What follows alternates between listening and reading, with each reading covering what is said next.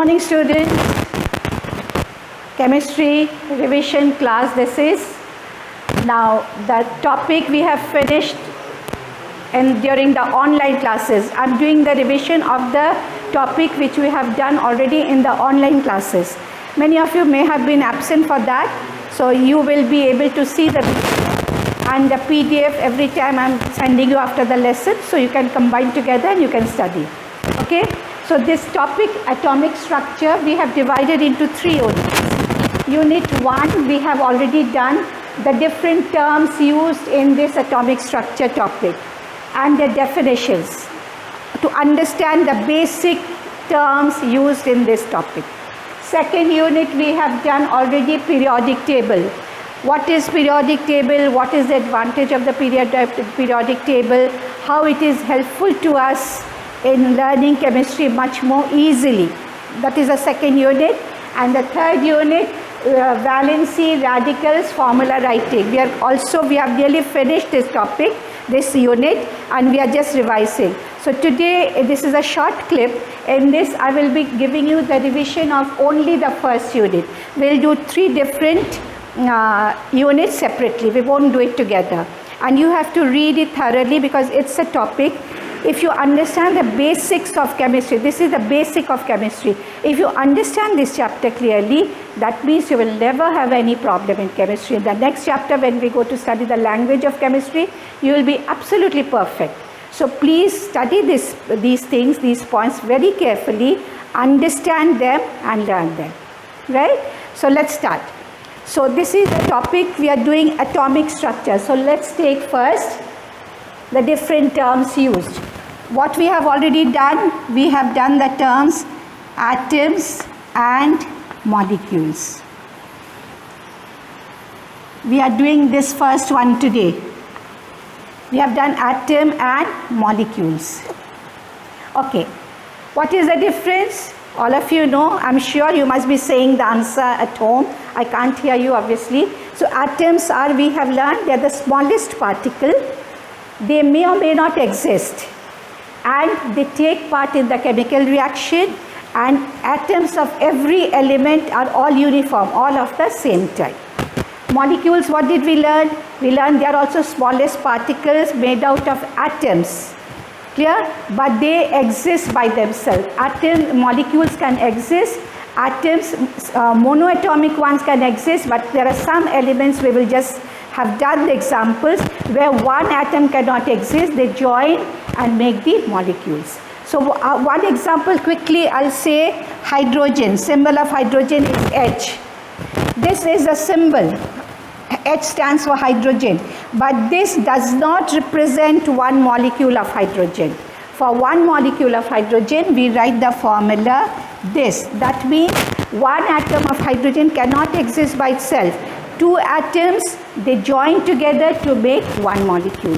This is the formula. So from this, the one I can give you example, potassium. K, the potassium. But we write the symbol and formula both same. It means what? It means one atom of potassium can exist by itself, and so one molecule has got one atom. Here one molecule has got 2 atoms. Right? So that is the difference between the atom and the molecule. And from this atom and molecule only, we straightway get the answer of our symbol and formula. We get the example of symbol and formula. Some symbol is representation of the element one atom. And this is always the name of the element, the first letter we have learnt already. And if the same letter goes for the more than one element, so we use the second letter for the second one. For example, for carbon, we write C. But for chromium, we cannot write C because it's same. So we write C and R. And whenever you have learned that there are 2 sort of letters, the first one will always be a capital one and second one will always be a small letter. Right? Like one example I'll show you. This is for nitrogen and this is for sodium. Natrium, sodium, capital and small. And this is one. Here. So this is the symbol is representation of any element one atom, and formula is one molecule. It shows, symbol shows one atom and formula shows one molecule. Get that very clearly. Now, the elements, from here we get another new term we have learnt, monoatomic, depending upon the number of atoms present in a molecule. Monoatomic, diatomic,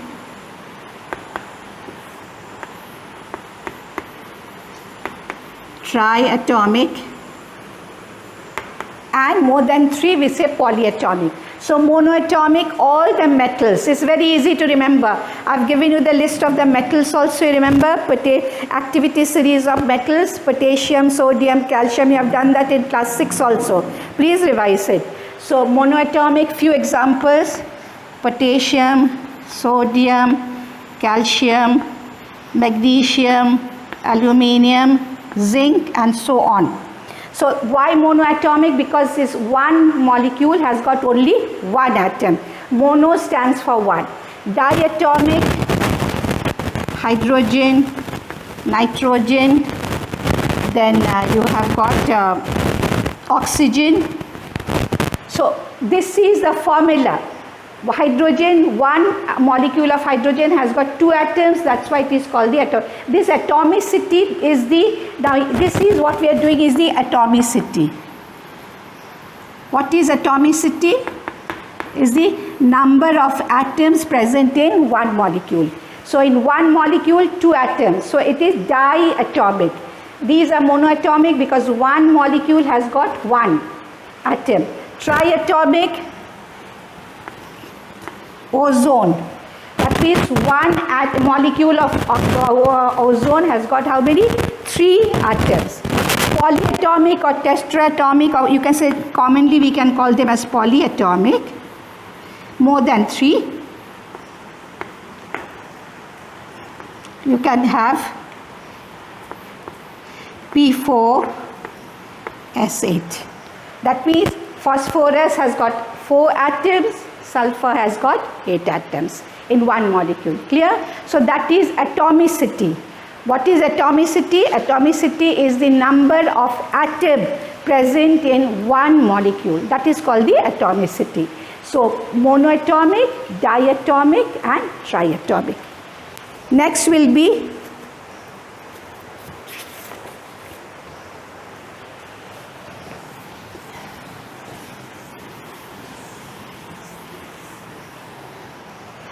next we learn about the homogeneous molecule. We study about the molecule we have already done. This is just a revision. Homogeneous and heterogeneous. I have already told you the meaning of this. Homogeneous means all the elements of all the atoms will be of the similar type. Heterogeneous will be of different types. For example, you take water.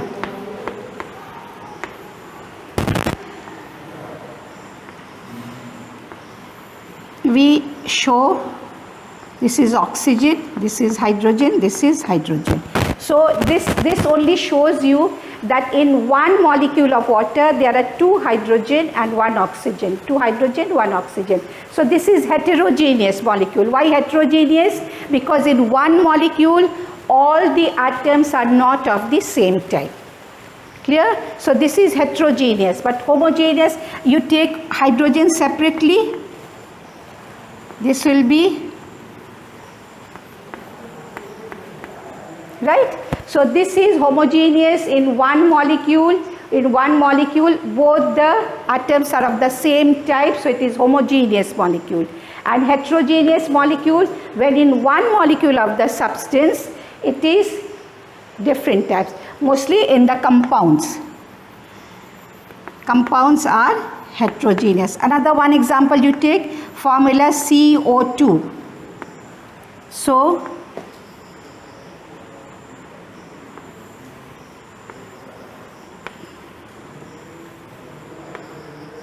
This is the representation of one molecule of carbon dioxide, 1C and 2O.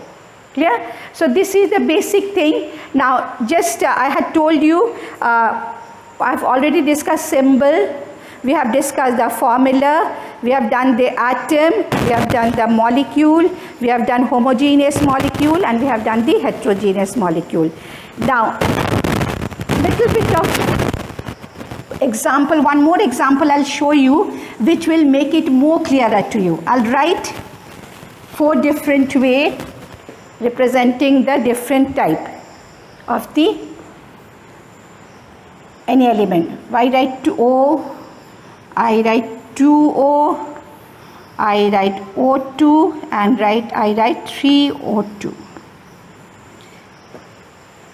Now O, you know O represents the, atom. This is a symbol of which element? Oxygen. So only O is, can we say it is oxygen? Is it the oxygen, complete oxygen formula? No, it is one atom of oxygen, because we know one atom of oxygen. Because what do we know? We know that the symbol of oxygen is O, but we also know oxygen is diatomic. That means in one molecule always there are 2 atoms. So that means one atom does not exist. It's just the representation with the symbol. Now 2O, is it full oxygen? No. This is also representing 2 atoms of oxygen. But is it taking one complete molecule O2? No. 2 atoms separately are shown by here, but it's not, these 2 atoms haven't joined chemically, haven't joined to make the formula. This is not the way to write the formula. This is your formula. It shows one molecule of oxygen, complete. This is one molecule of oxygen. This is one molecule that it's showing, it is only looking at this you can say O, that means it is oxygen. 2, that means it is diatomic. That means in one molecule of oxygen there are always 2 atoms. Very clear, very simple. And this one, can you say what will be this one? Remove that, it's also oxygen, but here 3. So it means this is representing 3 molecules of oxygen. Clear? So this is representing 3 molecules, this is representing 1 molecule, this is representing 2 atoms, this is representing 1 atom. You can take any element, you can take the symbol and the formula, and you can do it yourself. Clear? So this is the first unit, all the terms used and the definitions. Okay? Next day, next revision class, I'll take again a short one where we will discuss the periodic table. Already I have given, please, I've given you only 1 to 20, you learn that. But with the periodic table, before going the periodic table, we will do the atomic structure also a little bit. This much is clear to everyone, okay? Now, actual structure of an atom.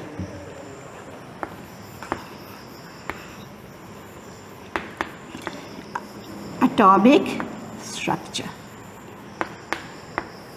All of you know, it's already done. An atom is always neutral. We have done. Atom is always neutral. When it takes part in chemical reaction, then it becomes either electrically either positively charged or negatively charged, which is known as the ion. Charged atoms are called the ion. Now, what is this positive and negative charge? From where it comes? That's what we are going to study in this.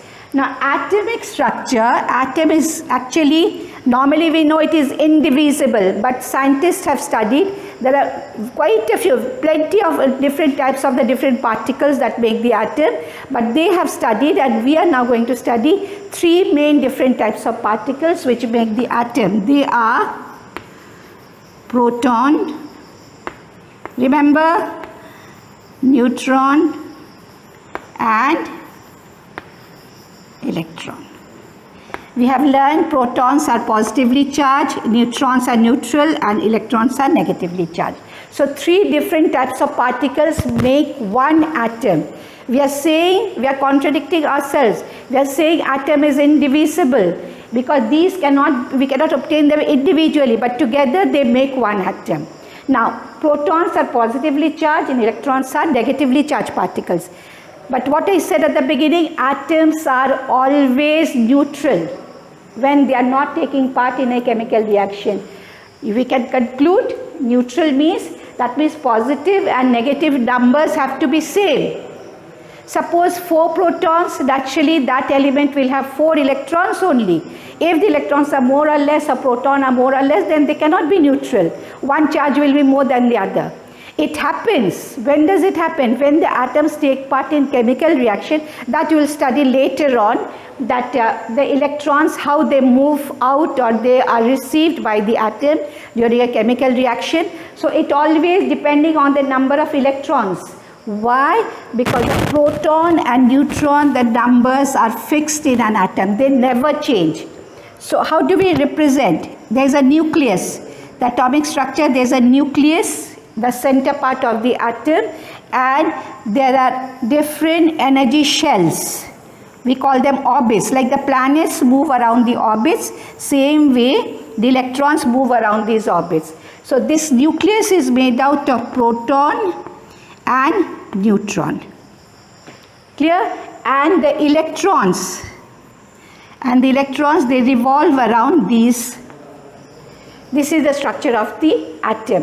What is the structure of the atom? The atom is made out of 3 different types of the particles. Protons, which are individually positively charged particles. Neutron, which are neutral, no charge on them. And electrons, which are negatively charged particles. Clear? That's what you have already done. Now, nucleus is fixed. Proton and neutron make the nucleus. So nucleus is positively charged part. But atom is neutral. We should not say it like that, but actually nucleus is made out of only positive particles and neutral particles. Around the nucleus, these are orbits, energy shell or orbit, and electrons move around the definite path, these orbits. Electrons are negatively charged. So when the atom is neutral, number of proton for any element and then a number of electron will always be same. And these shell have got the name. We call them K, L, M, N, go on like that. Okay? Now, when the atom takes part in chemical reaction, just as I said, they become ion. First they become ion because they become charged particles. And charged particles will always have with the movement of electrons. Either they will share with the other one, with the other element which it is combining this atom, or they'll be received. But this is always, remember, nucleus is always fixed. No change in that. Now here we learn 2 more terms. I'll finish the class today with these 2, atomic number and mass number. This is mainly for the children who had not attended the class properly, maybe due to net problem or all, for them. Atomic number. Atomic number tells us the number of proton. Number of proton tells us the atomic number. And mass number is the total number of the nucleus. That means number of proton plus number of neutron. So what is the mass number of the total atom? It is the number of proton and the number of neutron together. And what is the atomic number of any atom? It is the number of only the proton. And if you know the atomic number, obviously you know the electron number also, not? Yes? Yes or no? If you know the proton number or the atomic number, you know the electronic number. Because why? Because electrons will be same as the number of the proton. Okay? So just quickly we will do one example with this. Let's take the example of nitrogen.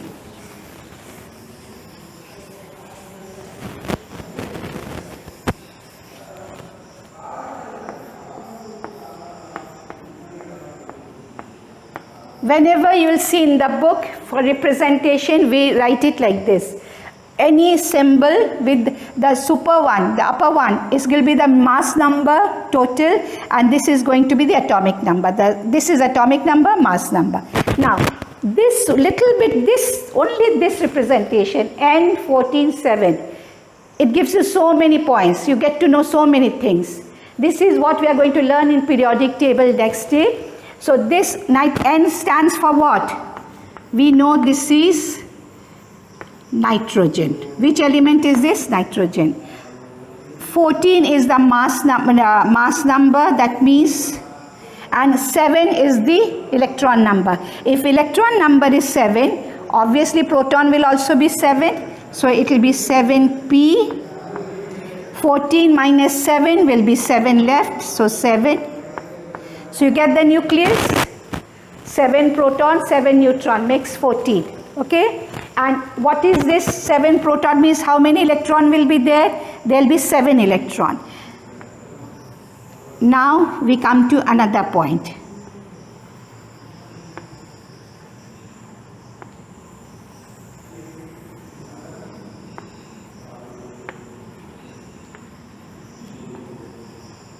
Here is another new thing. You see how interesting it is. From one we are moving to the other. You don't have to think. You understand one, automatically the question arises. Now after you have seen the diagram, you must be thinking, why did Miss drew only 2 here and again shifted to the next one? Why all cannot be fitted into this? It is because, but there is a fixed rule for the arrangement of electrons, and the rule is, it follows 2n square. Number of electrons depending on the shell or the orbit, how many it will be, will depend on this formula.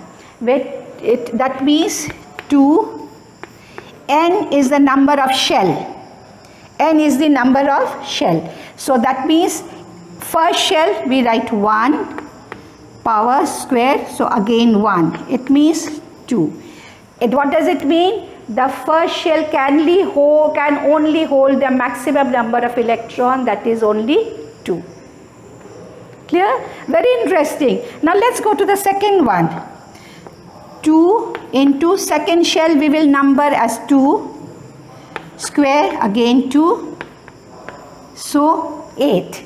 What does it mean? That the second shell, L shell, we wrote KLM, second shell can hold only maximum of 8. So any electron, any proton or electron which have got more than 10, for those elements which have only 2 atomic number, they need only 1 shell. The one which has got more than 2, they need 2 shells for the arrangement of the electrons. And if they have more than 10, obviously they will shift to the third one, because the second shell can take maximum of 8. That will go to the third one. So suppose any element which has got number 11. So if it has got number 11, so it will be 2, then it will be 8, and the third shell will have only 1. That is sodium. This will do more with the periodic table. Sodium.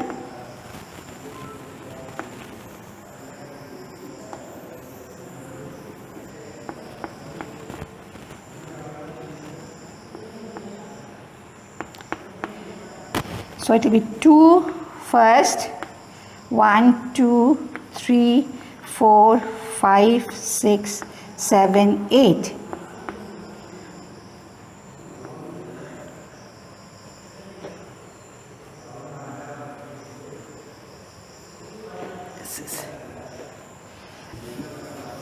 Duster is not working, wait.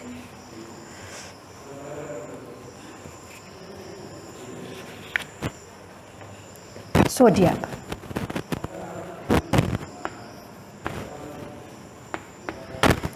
So what does it mean? 11 is the proton number. We have written 11. Mass number 23. So it will be 23 minus 11, 12. And 11 proton means 11 will be the electron. So first, according to the rule, K shell will have only 2. L shell will only have L, but then we fit in only 8 and 2, 10, but we need 11. So 1 will move to the third shell. Clear? So next I'll give you through the PDF, I'll send you quite a few examples. I'll give you examples. I'll write like this, give you the name of the element and the mass number and proton number, and you can practice this. It's very interesting. Once you start to do it, automatically you can do. There's no problem. There's nothing difficult. It looks so complicated. It's very, very easy. So this is the atomic structure, basic thing, made out of 3 types of particles: proton, neutron and electron. An arrangement of the particles, protons and neutrons make the nucleus, and electrons revolve around that nucleus on the definite path, that is called the orbit or electronic shell. And how they fit in, it follows the rule of this 2n square, where n is the number of the shell or the orbit, 1, 2, 3, 4 and 2 and the square. So first shell K 2, second shell 8. Third one, obviously you can, some of you must have already calculated.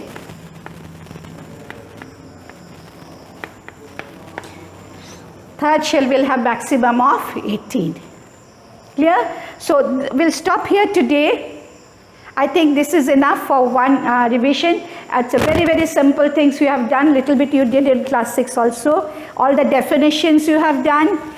Proton, the atom, molecule, symbol and your formula, right? And then monoatomic, diatomic, homogeneous and heterogeneous, okay? Then we have done in the atomic structure, what is the structure of the atom and how the different particles of the atom, they combine, they make the atom, and why they are neutral, we also know that, and when they are taking part in chemical reaction, they become charged and they are called the ions. Clear? Thank you children. Go through this video, go through your PDF file, and I hope you will understand the whole thing and it's become easier for you. Right? Thank you children.